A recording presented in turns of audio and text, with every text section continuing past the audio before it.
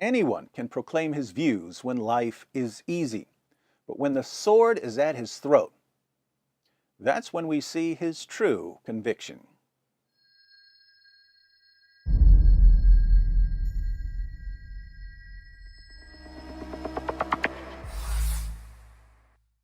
Paul and Muhammad were both persecuted.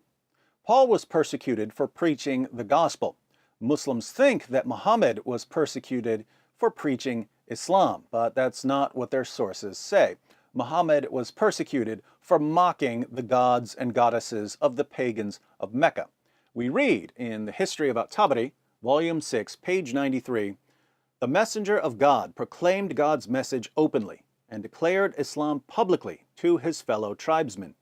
When he did so, they did not withdraw from him or reject him in any way, as far as I have heard, until he spoke of their gods and denounced them. When he did this, they took exception to it and united in opposition and hostility to him, except for those of them whom God had protected from error by means of Islam." A few pages later, Muhammad's tribesmen describe Muhammad's general approach towards reaching polytheists with the message of Islam. "We have never seen the like of what we have endured from this man. He has derided our traditional values, abused our forefathers, reviled our religion, caused division among us, and insulted our gods. We have endured a great deal from him." Now that's strange.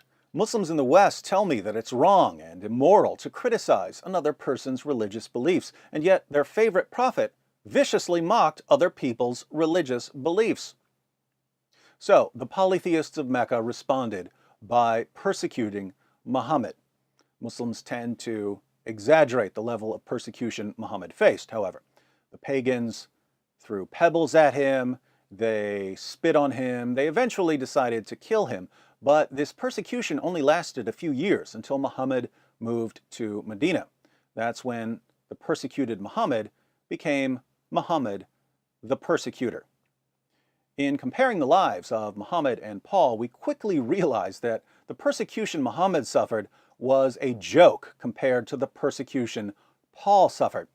Paul gives us a partial overview of his trials in 2 Corinthians 11. "I have worked much harder, been in prison more frequently, been flogged more severely, and been exposed to death again and again. 5 times I received from the Jews the 40 lashes minus 1. 3 times I was beaten with rods. Once I was pelted with stones. 3 times I was shipwrecked. I spent a night and a day in the open sea. I have been constantly on the move. I have been in danger from rivers, in danger from bandits, in danger from my fellow Jews, in danger from Gentiles, in danger in the city, in danger in the country, in danger at sea, and in danger from false believers. I have labored and toiled and have often gone without sleep. I have known hunger and thirst and have often gone without food. I have been cold and naked."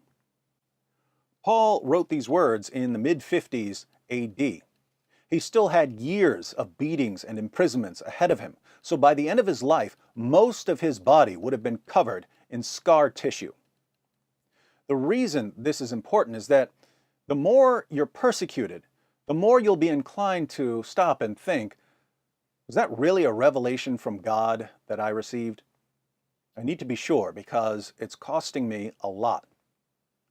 We know that Paul had complete confidence in his revelations because he endured outright torture over and over and over again.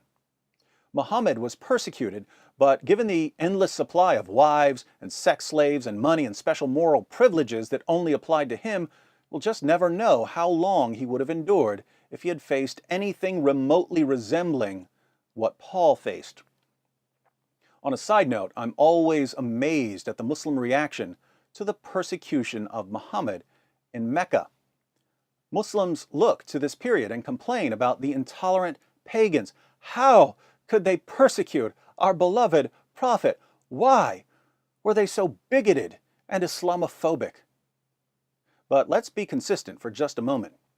Muhammad preached openly against the religious beliefs of the people of Mecca for about 10 years, and he survived. If I went to Mecca today and preached openly against the religious beliefs of the people who live there now, Would I last 10 years? Would I last 10 months? 10 days?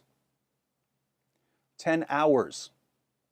If I stood outside the Kaaba and began openly preaching against the religious beliefs of the people of Mecca today, would I last 10 minutes?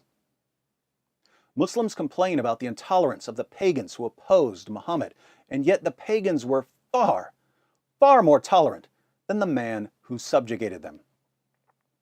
Welcome to Islam, where tolerance, much like Muhammad's sexual attraction to his child bride Aisha, is a one-way street.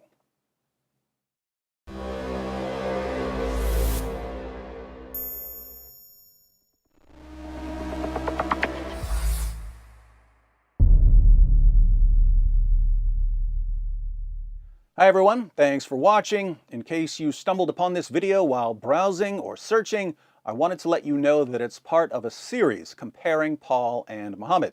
So if you'd like to see the full series, be sure to click on the playlist. If you're already in the playlist, you're about to see that Muhammad was spiritually disturbed. Paul wasn't.